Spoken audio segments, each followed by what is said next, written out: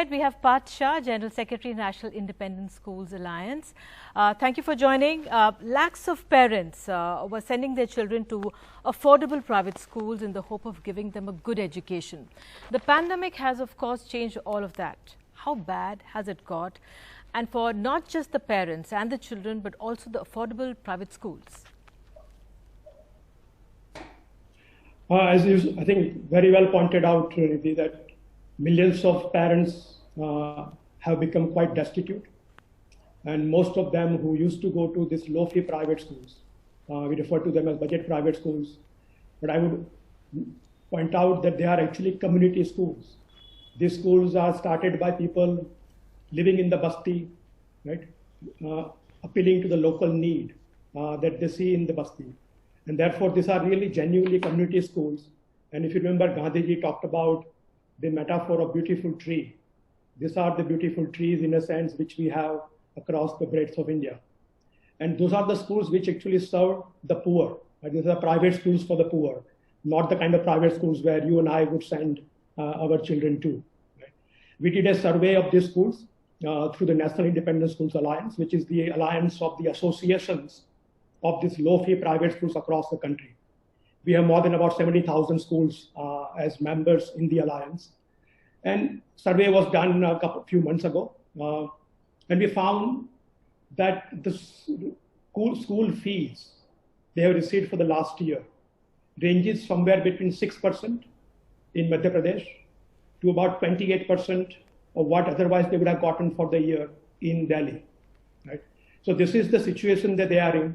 There is no fee coming in, understandably so, because parents obviously are not able to earn their own living, so that they're unable to pay the fees. Absolutely. Right? At the same time, these schools are owed by the government hundreds of crores of rupees. Yeah. Right? For example, Delhi government itself owes these private schools about 67 crore rupees. This is the payment, the reimbursement that was supposed to happen. Sure. For the 25% seats. Right. I just, Prannoy actually had a quick question, Parth, Prannoy, go ahead with that. Yeah. Parth Shah, if I can ask you, why is this campaign so important? And how can it actually help families who can't provide a good education to their children? How can we all work towards this collectively? I think, first of all, I want to thank Rangde and, of course, NDTV and all of you for taking on this cause.